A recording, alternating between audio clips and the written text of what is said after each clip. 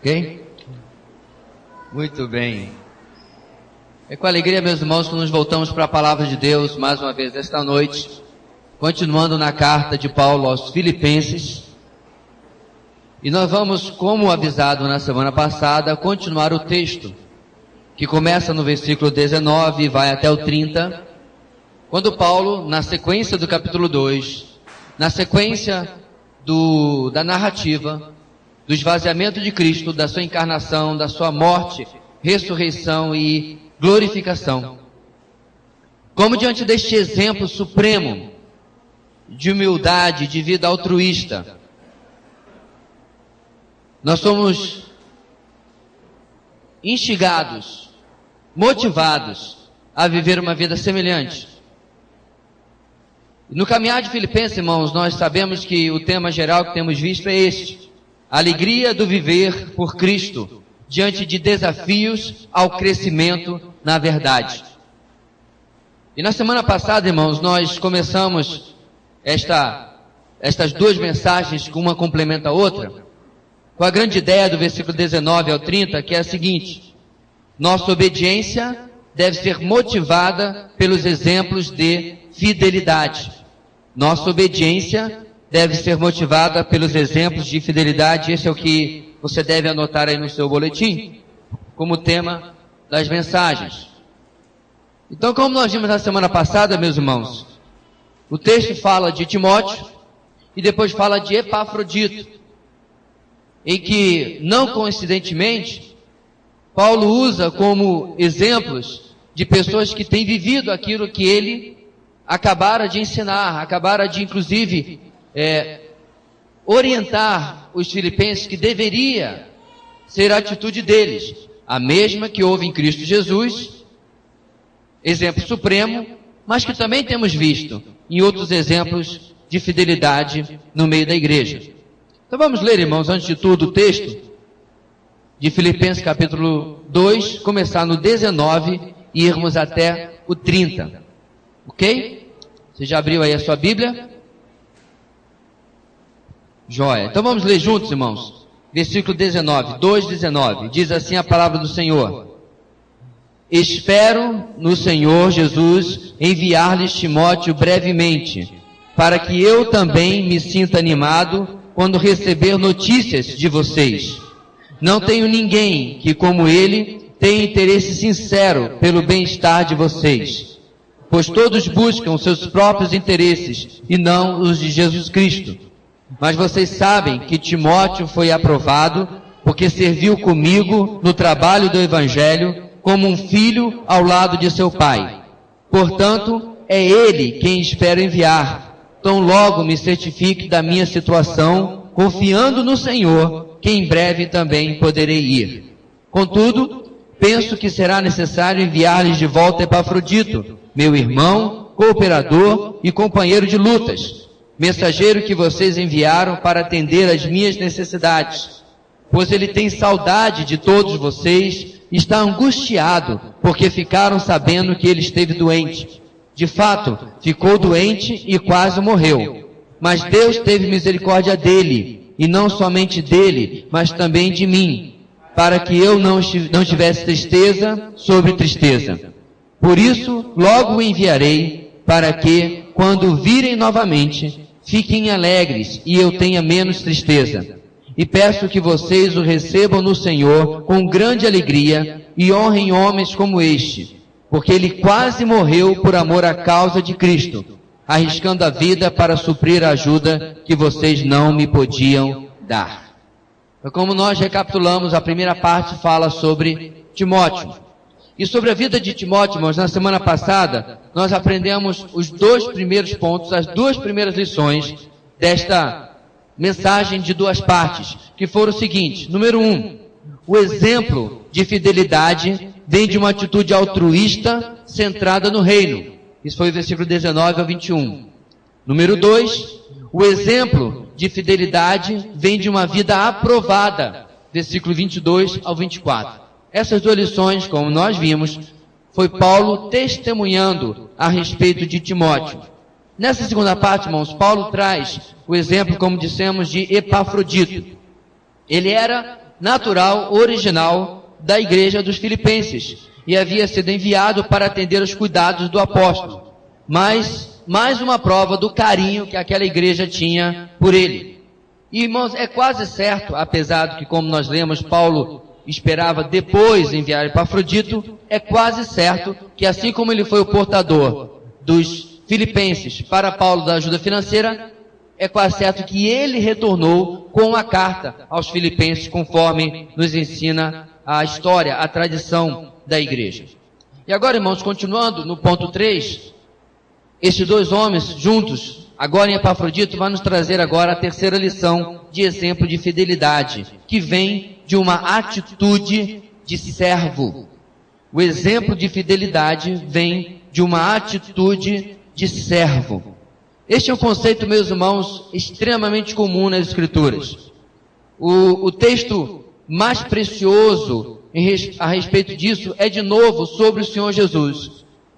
O Evangelho de Marcos, capítulo 10, versículo 45, nos ensina que, porque o próprio Filho do Homem não veio para ser servido, mas para servir e dar a sua vida em resgate de muitos.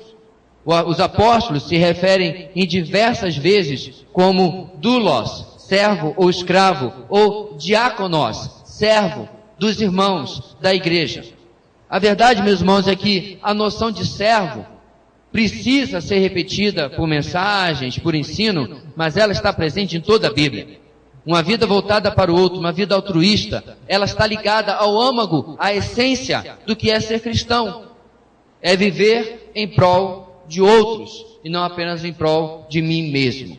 E o texto diz, continuando agora passando de Timóteo para Epafrodito, no versículo 25, Paulo diz: contudo penso que será necessário enviar-lhes de volta Epafrodito, meu irmão, cooperador e companheiro de lutas, mensageiro que vocês enviaram para atender às minhas necessidades. Irmãos, tal como Paulo fez com Timóteo, agora ele dá testemunho das credenciais, das virtudes de Epafrodito. Este homem, cujo nome significa encantador, é chamado de meu irmão, cooperador e companheiro de lutas. Ora, é claro que todos os cristãos do mundo, inclusive nós, são irmãos de Paulo. É claro que quando ele destaca aqui meu irmão, ele está falando da proximidade, do companheirismo, da cumplicidade em que este homem se comportou para com o apóstolo. Nós não sabemos a idade dele, não sabemos se é um jovem, não sabemos se é um homem adulto, não sabemos se é um homem de meia idade, mas está claro que ele se colocou ali como fiel escudeiro do apóstolo que estava, como nós já falamos em outras mensagens, em prisão domiciliar. Ele não podia sair de lá. Na porta da casa que ele alugara, havia uma guarda que impedia que ele saísse. Essa guarda era renovada periodicamente, e Paulo já deixou claro no capítulo 1, que na troca de guarda, lá estava a troca do seu campo missionário. Ele pregava para toda a guarda que passava pela sua casa / prisão, e ele pregava o evangelho para eles. Então ele é meu irmão, cooperador, companheiro de lutas. Quando nós conhecemos, meus irmãos, o que é o ministério do apóstolo Paulo, o que é a vida do apóstolo Paulo, isso toma aqui uma profundidade maior, não é verdade? Por exemplo, se eu chego na casa de alguém e encontro você nessa casa, eu digo: poxa, você por aqui, que legal. Aí a pessoa diz: ela foi minha companheira essa tarde de faxina. Eu digo: poxa, que legal, veio aqui na casa fazer uma visita e se juntou à faxina na casa do outro. Bom, né? Não é verdade? Agora, se você encontra alguém que está hospitalizado há meses, e você vai lá visitar e diz: poxa, você está aqui junto com ele. E a pessoa adoentada diz: ele não só está aqui, há meses ele está aqui me servindo. Aumentou ou não aumentou em relação à faxina? E você vira para essa pessoa e diz: poxa, glória a Deus pela sua vida. Aí você encontra alguém que está encarcerado numa prisão no Irã, como os nossos irmãos pastores estão lá. E você descobre uma irmã, talvez uma irmã de idade, uma viúva, que todo dia vai àquela prisão levar uma comida, levar um lanche, levar uma palavra de conforto. da faxina, para os meses no hospital, para a visita diária na prisão. Então veja, meus irmãos, quando Paulo, na sua situação, fala sobre este homem, é como se ele estivesse dizendo assim, olha, entenda que esse aqui tem vestido a camisa, esse aqui tem andado comigo do lado, esse aqui tem se esforçado para que eu não desanime, esse aqui tem estado comigo nas minhas lutas, companheiro de lutas, é o que o texto diz. E aparentemente, meus irmãos, o seu serviço associado ao de Timóteo completava um ao outro. E ambos eles preenchiam as necessidades pessoais e as necessidades ministeriais que o apóstolo tinha agora que estava preso. Aliás, necessidades. Amados, esta é a essência do serviço cristão. Preencher a necessidade do próximo. Isso significa que muitas vezes vamos fazer o que não queremos, muitas vezes vamos fazer aquilo que nós não gostamos, muitas vezes vamos fazer aquilo que não é a nossa preferência, aquilo que não é o nosso dom, aquilo que não é o que nós escolheríamos fazer, mas o fazemos por amor à pessoa e a Deus e porque a necessidade da pessoa deve ser o foco do meu serviço.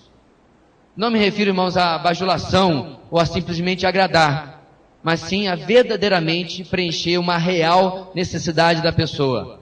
E assim era a vida do Epafrodito. Quando eu pensava sobre isso, irmãos, eu lembrei de uma situação cômica em um filme, uma comédia, em que uma senhora, uma velhinha, estava perto do meio-fio, e ela ia pedir um táxi. E naquela cena, o personagem tinha decidido que ia fazer boas ações. Aí ele pega a velhinha pelo braço e diz, minha senhora, eu estou aqui para lhe ajudar a atravessar. E a velhinha diz, mas eu não quero atravessar. E ele continuava atravessando a velhinha. E a velhinha dava com o guarda-chuva nele, me solte, seu louco, me solte. E ele, não se preocupe, eu estou aqui para ajudá-la. E atravessou a velhinha para o outro lado, e a mão era para o outro lado. E ela agora ia ter que sozinha atravessar de volta porque o táxi estava no lado errado. Não adianta servir, irmãos, se essa não é a necessidade da pessoa. E muitas vezes, irmãos, a gente fica assim, mas o que eu posso fazer? Mas se nós tivermos, irmãos, verdadeiramente um espírito de servo, nós vamos perceber que há necessidades a todo o nosso redor. E eu quero repetir o que eu já falei inúmeras vezes aqui na igreja. A prioridade ou a necessidade número 1 que você tem em uma igreja. Obviamente as demais não podem ser desprezadas. É ajudar um irmão ou uma irmã na caminhada com Cristo. O discipulado, meus irmãos, não pode ser algo que você espere sentado por um chamado. O evangelismo não pode ser algo que você diz, eu não estou sendo chamado, não tenho o dom para tal coisa. O ato de servir ao próximo, a começar pelo evangelismo e continuando no discipulado, precisa ser uma preocupação, algo que eu me volto constantemente na igreja do Senhor. Eu conheço uma igreja, meus irmãos, de amigos meus, que tem 23 pastores. 23. Mas não fique surpreso, porque a igreja tem 3.500 membros. E numa conta rápida aqui, você já sabe que a proporção é de mais de 100 membros para cada pastor. E não sei se você sabe. E, calma, esses 23 aí não está ninguém de papo pro ar, não. Uns estão em congregações, outros têm ministério de evangelismo com isso, com aquilo, outros estão em aconselhamento, administração e assim por diante.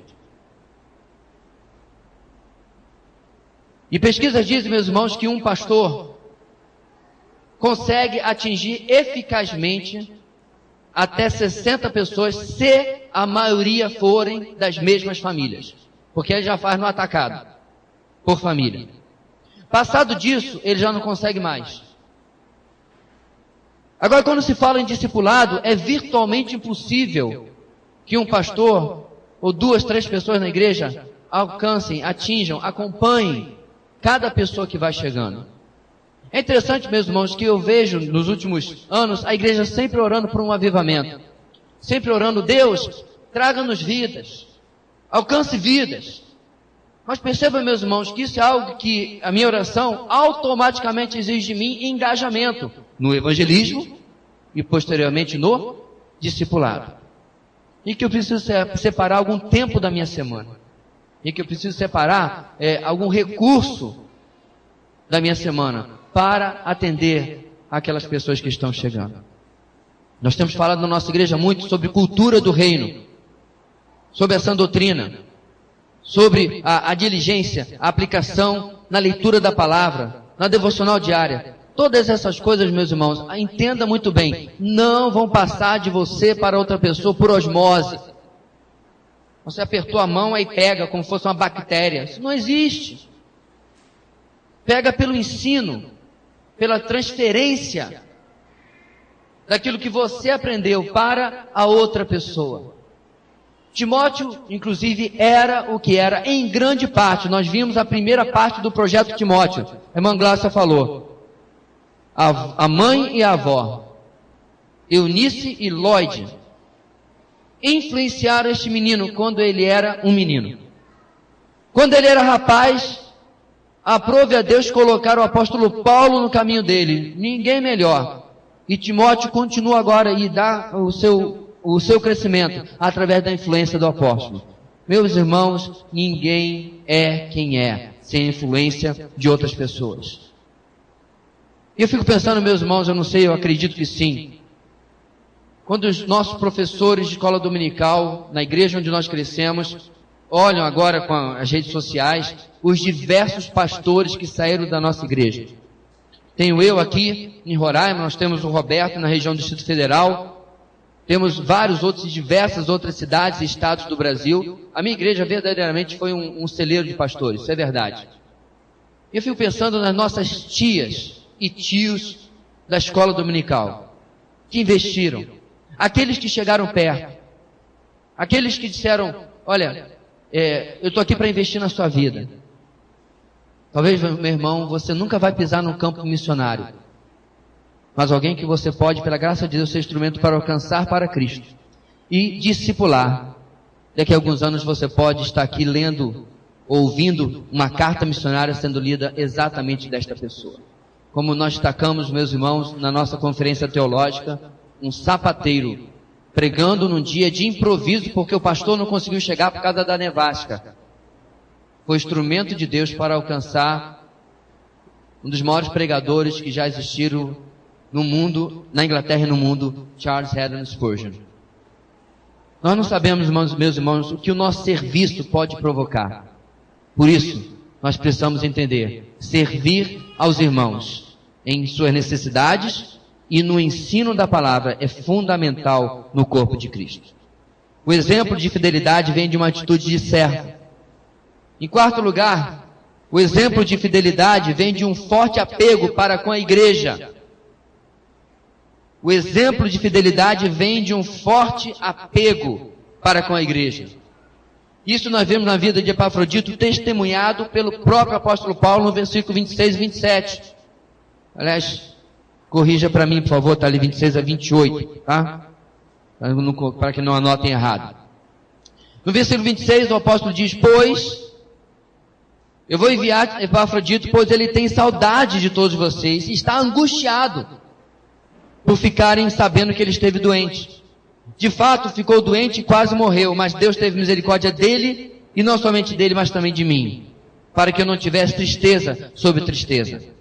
Perceba, meus irmãos, que quando você examina o texto, você sabe tão bem quanto eu que uma simples carta, ou até um telegrama, não sei se tinha telegrama na época, mas Epafrodito podia mandar um telegrama para Filipe dizendo, tudo bem, estou curado, a doença já foi, fiquem tranquilos. Ele não precisava viajar. Então fica claro, meus irmãos, que a motivação de Paulo liberar Epafrodito para voltar para a sua igreja é porque ele tinha cuidado daquela igreja. Tanto o apóstolo como o Epafrodito. Ele tinha saudades, mas também tinha apego à realidade daquela igreja. A preocupação de Epafrodito com a igreja impulsionou Paulo a enviar este homem tão louvável de volta a Filipos. Em meio ao serviço a Paulo, ele ficou doente e quase morreu, como nós vimos no texto. Não seja qual tenha sido a doença que Epafrodito sofreu, ela foi grave. Sofreu, inclusive, ameaça de morte. Não há nenhuma indicação de que Paulo tinha capacidade de curá-lo ou que tenha tentado fazer. Interessante isso, né? Também não há qualquer indício de que Epafrodito esteve doente por causa de estar fora da vontade de Deus. Nada disso está no texto. Por outro lado, Paulo louvou a Deus por causa de sua misericórdia em ter poupado a vida de Epafrodito ao restaurar-lhe completamente a saúde. Assim, Paulo foi poupado também de sofrer mais uma tristeza, além do fato de obviamente estar preso, e a igreja em Filipos, a tristeza de perder este homem tão amável e tão amado por aquela igreja. Então, irmãos, o foco de Epafrodito agora é as pessoas, a gente que ele deixou em Filipos. Não um prédio, que inclusive a igreja não tinha prédio na época. Não tinha os chamados templos, ou sede como nós chamamos a nossa. A preocupação dele era as pessoas. E aí vem nosso questionamento, meu irmão. Vivemos dias de relacionamentos descartáveis. Mas eu lhes asseguro, independente de qual seja a sua atitude, não existe nada descartável em relação ao corpo de Cristo. Irmãos, quer você queira, quer não queira, estamos unidos por toda a eternidade. Ou seja, nós precisamos começar hoje a nos importar, a nos envolver uns com os outros, de uma maneira igual ou semelhante, ou imitando o exemplo de Epafrodito, porque esse relacionamento durará por toda a eternidade. Você já parou para pensar que alguns dos nossos parentes mais queridos, infelizmente, não estarão conosco na eternidade, mas esse pecador que está sentado ao seu lado vai estar? Agora é aquela hora que eu devia falar para você, vir para o seu lado e dizer, vou viver para sempre com você. Agora o grande problema, meus irmãos, é que há diversos obstáculos para essa comunhão, para esse envolvimento numa igreja local. E certamente havia também em Filipos. Mais adiante nós vamos ver que algumas irmãs se estranhavam naquela igreja. Nós vamos ver que havia alguns problemas que Paulo endereça. Pensem a mesma coisa. Ou seja, meus irmãos, às vezes nós temos essa ideia de que por causa de tantos elogios, as igrejas do Novo Testamento eram céu na terra. Nada de errado, com exceção de Corinto. Mas isso não é o fato. Eram homens e mulheres pecadores, igualzinho à pessoa que está perto de você. Agora, muitas vezes, irmãos, nós temos padrões de perfeição tão altos para com os outros, que nós não preenchemos, e nós nem chegamos perto. E a graça que nós esperamos que seja ministrada para comigo, para conosco, nós não devolvemos para com as pessoas. Sabe como é que nós resolvemos isso, irmãos? Vamos voltar no texto? No capítulo 2, Paulo diz aqui, considere os outros superiores a si mesmos. E logo depois disso ele vai dizer, tenham a mesma atitude, mesmo sentimento, mesmo pensamento de Cristo Jesus. Eu quero dizer uma coisa para você, meu irmão, se você ainda não compreendeu, você vai pisar no calo das pessoas, e as pessoas vão pisar nos seus. Em razão, meus irmãos, dessa falta de apego e esse desprendimento do relacionamento que tem se multiplicado as igrejas de assistência e não de se pertencer. É a igreja tipo teatro, a pessoa senta, né, assiste o culto, tal, pega a sua bênção, entre aspas, e vai embora. Não há corpo, não há família, não há pertencer. E obviamente isso nem é o padrão bíblico, e muito menos é o padrão perseguido por esta igreja. Diversas famílias de carne e sangue, mas uma só família na fé. Um só Deus, um só Senhor, um só batismo. Como Paulo vai nos ensinar em Efésios capítulo 4. E é inadmissível, meus irmãos, na igreja do Senhor, em que haja relacionamentos rompidos, em que haja resistência a se resolver conflitos, em que haja a falsidade de não se tratar com a pessoa diretamente. Como é que uma igreja cresce em comunhão? Vamos fazer uma festa, vamos fazer um tempo social. Não é assim que se faz, meus irmãos. É criando laços, criando relacionamentos. Uma coisa que sempre me preocupa é quando alguém chega Quando é mencionado o nome de alguém que está frequentando a nossa igreja já há meses, e isso é mencionado, alguém diz assim, quem é? Porque demonstra que às vezes numa igreja pequena, para média como a nossa, há algumas pessoas que estão isoladas dentro do seu grupinho. E está perdendo o enorme privilégio de ser abençoado pessoas do resto da igreja, dos outros grupinhos. Eu digo para você, meus irmãos, como, obviamente, sendo pastor, uma pessoa que praticamente se relaciona com todas as pessoas na igreja, com maior ou menor intensidade, você está perdendo. E bastante. Não há lugar para patota. Você está confundindo talvez escola, trabalho, ou até família, com a família na fé. Obviamente, meus irmãos, eu tenho um relacionamento mais próximo com alguns e menos com outros. Jesus era assim também. Pedro, Tiago e João estavam ali todo tempo com o Senhor, né? Para cá, para lá. Obviamente você vê pouca interação com Bartolomeu, por exemplo. Mas mesmo assim, havia um relacionamento, um ensino com todos eles. Na igreja do Senhor, você vê no exemplo de Epafrodito um interesse genuíno pela igreja. Outra coisa que eu quero destacar, meus irmãos, é a falta de identidade que assola a nossa geração. Eu fico triste, meus irmãos, quando alguém, isso aconteceu muito nos anos passados, não sei se continuaria acontecendo, sai ou saiu de nossa igreja para ir, por exemplo, para outro estado. Aí eu descubro que essa pessoa está congregando em uma igreja com uma identidade completamente diferente, com um ensino completamente diferente daquele que ele aprendeu nesta igreja. Sabe qual é a gravidade disso, meu irmão? É porque denuncia que não houve compromisso com aquilo que é defendido, que é pregado, segundo as Escrituras. Nós estamos de um jeito, meus irmãos, hoje em dia, que as pessoas escolhem a igreja porque ela se sente bem. Obviamente, é importante que você se sinta bem, mas é esperado, meu irmão, que você se sinta bem porque você tem aprendido da palavra, você tem sido edificado pela palavra.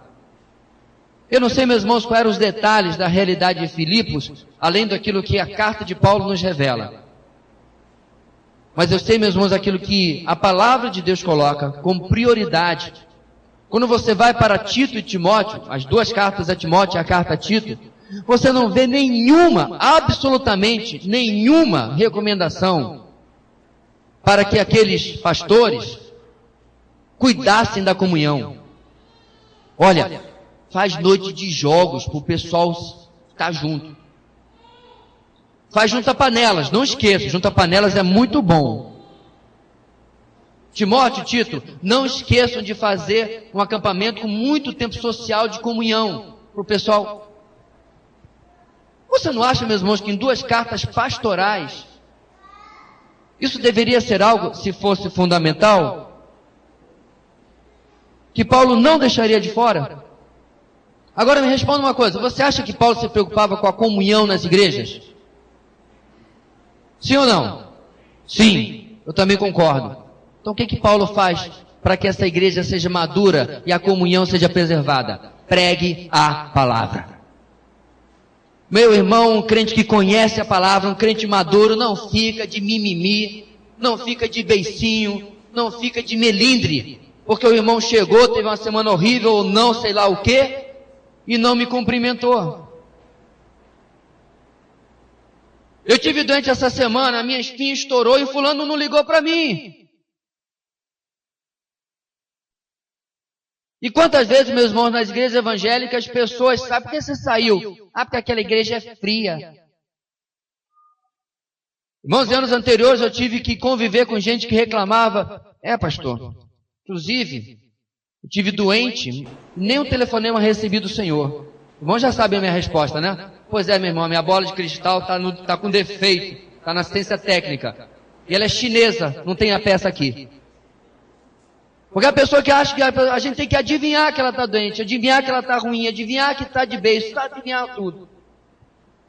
E meus irmãos, quando nós temos profundidade com Deus, compromisso com a sua obra, compromisso com a sua palavra, não tenho necessidade de ser agradado, não tenho necessidade de ser bajulado, Eu tenho necessidade de ser carregado no colo. Porque meu alvo é Cristo. Porque eu digo uma coisa para você, meu irmão, se dependesse da igreja do Senhor, eu não congregava, eu estou falando de mim pessoalmente, eu não congregava e nem mais pastor era. Tinha ficado sozinho na minha casa, cuidando da minha família. Eu não carregaria metade das cicatrizes que eu carrego. E não teria causado metade das feridas que eu causei. Mas como ferro afia o ferro, assim um amigo ao outro amigo nos ensina provérbios. Igreja é corpo, igreja é estar junto, igreja é ter comprometimento, igreja é sentir saudade, é querer, Paulo, muito bom estar aqui lhe ajudando, mas eu tenho que voltar e ver como é que está a minha igreja. Porque ela me importa. E eu espero, meus irmãos, que nós entendamos que quando nós encontramos um padrão bíblico, o nosso padrão humano tem que, se colocar de lado, cair por terra e ser substituído pelo padrão bíblico. O exemplo de fidelidade vem de um forte apego para com a igreja. Finalmente, meus irmãos, o exemplo de Epafrodito nos ensina em quinto lugar. O exemplo de fidelidade vem de uma vida com atitudes a serem honradas. O exemplo de fidelidade vem de uma vida com atitudes a serem honradas. Agora sim, no versículo 28 ao 30. Por isso logo o enviarei para que quando virem novamente fiquem alegres e eu tenha menos tristeza. E peço que vocês o recebam no Senhor com grande alegria e honrem homens como este, porque ele quase morreu por amor à causa de Cristo, arriscando a vida para suprir a ajuda que vocês não me podiam dar. Irmãos, existe uma coisa interessante na obra do Senhor, na igreja, que nós inclusive destacamos semana passada. Semana passada nós chamamos aqui os irmãos que estavam presentes, que lideraram as equipes da nossa conferência teológica Sola Escritura e os líderes da igreja. E recebemos uma doação de livros e os presenteamos e pedimos que sorteassem entre os seus e assim fizemos. Estamos reconhecendo o esforço, estamos reconhecendo o trabalho, não só deles, mas praticamente de toda a igreja para que a conferência acontecesse. Porém, nós muito bem sabemos que toda honra e toda glória verdadeiramente é ao Senhor Jesus. Existem esses dois fatos que estão em harmonia. A glória é do Senhor, mas nós reconhecemos o que eles fizeram. Paulo está fazendo o mesmo aqui. É claro, meus irmãos, que a glória é toda do Senhor. Mas o que é que ele orienta a igreja?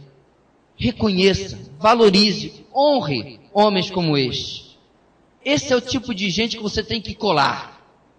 Quando estávamos no seminário, irmãos, nós brincávamos que nós estávamos procurando um homem para a nossa vida. Calma, deixa eu explicar.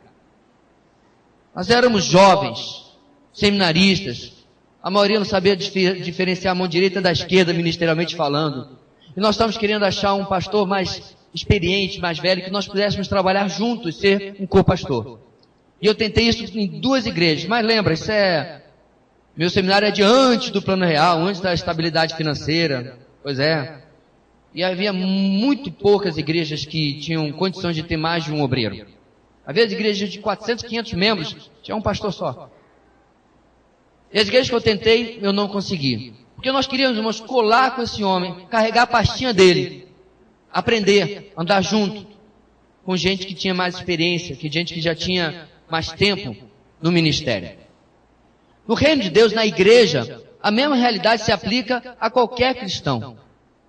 Muitas vezes, meus irmãos, nós percebemos na igreja gente que tem crescido mais do que nós. Cola com essa criatura. Anda junto. Vê o que ela lê. Leia também. Perceba os assuntos que interessam. Vá aprender também. Porque assim, meus irmãos, além do que nós falamos anteriormente na mensagem, do discipulado ser uma iniciativa daqui para lá, de lá para cá há um interesse de se aprender. O texto nos fala, meus irmãos, que Epafrodito é enviado dizendo assim, eu estou enviando, e esse homem precisa ser honrado por vocês. Precisa ser recebido por vocês, como alguém que tem pago um preço pelo reino, de abrir mão da sua cidade natal, de sua família, de sua igreja, para servir ao Evangelho. Então, finalmente, irmãos, Paulo deixa claro que a razão de enviar Epafrodito de volta não era por não precisar mais dele, ou por ele ter falhado em sua missão, de maneira nenhuma. Era mais uma vez uma atitude altruísta do apóstolo, pensando mais no reino e naquela igreja do que em si mesmo. Paulo se alegra com a alegria dos filipenses e de Epafrodito em se reencontrarem. Isso é algo sem palavras. Porque, meus irmãos, a carta, talvez se fosse escrita por mim ou por você, seria assim: olha, eu sei que vocês estão preocupados com Epafrodito. Ele está bem, tá bom? Mas eu preciso dele aqui. Ele vai ficar comigo. Eu estou preso, vocês estão livres. Deixa o homem comigo. Estou precisando da ajuda dele. Mas Paulo se alegra.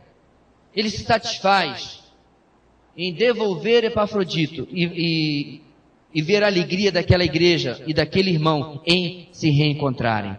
Então, meus irmãos, Paulo encerra uma série de exemplos de fidelidade que nós devemos imitar. E o exemplo que vem de uma vida com atitudes a serem honradas, tal como era de Epafrodito, diga de passagem de Timóteo também, é algo que nós devemos sempre considerar. Alguém que se colocava em segundo lugar para atender a necessidade de outro, correndo até risco de vida para tanto.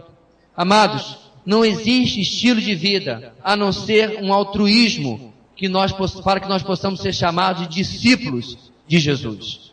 Não tem como separar uma coisa da outra. Afinal, todos esses exemplos de fidelidade que nós vimos desde o domingo passado, na vida de Timóteo, na vida de Epafrodito, nós observamos, e eles vêm como ilustrações que Paulo nos deu para exemplificar aquilo que ele havia ensinado do versículo 5 até o versículo 8 a respeito do Senhor Jesus. Relembrando, seja a atitude de vocês a mesma de Cristo Jesus, que embora sendo Deus, não considerou que o ser igual a Deus era algo a que devia apegar-se, mas esvaziou-se a si mesmo, vindo a ser servo, tornando-se semelhante aos homens, e sendo encontrado em forma humana, humilhou-se a si mesmo, e foi obediente até a morte, e morte de cruz. O cristianismo, irmãos, é a fé verdadeira, porque não temos um Deus distante, que manda para nós uma lista de faça isso, não faça aquilo. O cristianismo é uma fé verdadeira porque esse Deus se torna carne, não apenas para morrer a nossa morte, nos dando certeza e esperança de vida eterna. Não apenas isto, mas este Deus vive a nossa vida para que nós possamos aprender a como ela deve ser vivida. Jesus é o exemplo. Vimos dois homens que personificavam este exemplo. E hoje, em 2015, eu e você, igreja, nós somos desafiados a sermos os Timóteos e os Epafroditos do nosso tempo. Nós somos desafiados a que as pessoas vejam na nossa vida uma obediência que seja motivada pelo nosso exemplo, ou que as pessoas sejam levadas a uma obediência seja motivada pelo nosso exemplo de fidelidade. Quando uma pessoa olha para você, além do óbvio fato de você ser um miserável pecador, ele vê a graça de Deus em operação na sua vida. Ele vê a obra de Deus em operação na sua vida. Ele vê alguém que tem vivido a palavra, vivido o Evangelho. Porque, amados, apesar de nós, apesar do que nós somos e da nossa limitação, este é o alvo do Senhor para cada um de nós. O exemplo de fidelidade vem de uma atitude altruísta centrada no reino. Vem de uma vida aprovada. Vem de uma atitude de servo. Vem de um forte apego para com a igreja. E vem de uma vida com atitudes a serem honradas. Somos assim? Se não somos, queremos ser assim?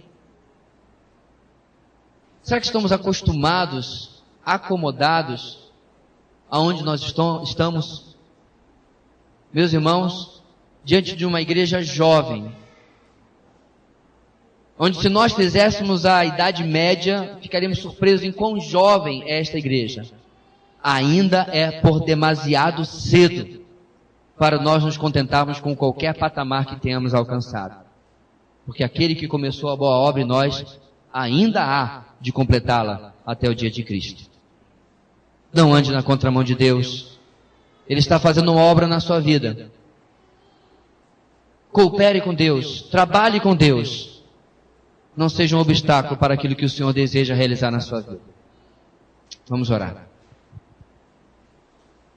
Deus querido, nosso coração se alegra em ver que aqui, tudo aquilo que o Senhor nos desafia na Tua palavra, nós já vemos exemplificado não apenas na vida desses dois homens, mas na vida de inúmeros outros na Tua palavra e ao longo da história do cristianismo. Ela é recheada, ponteada de exemplos de homens que amaram ao Senhor mais do que a própria vida.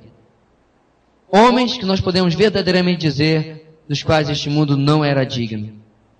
Que nós, ó Deus, em nome de Jesus, possamos, espelhados no Senhor Jesus em primeiro lugar, mas em todos esses nossos irmãos, esta multidão de testemunhas, nós possamos correr a carreira que nos está proposta.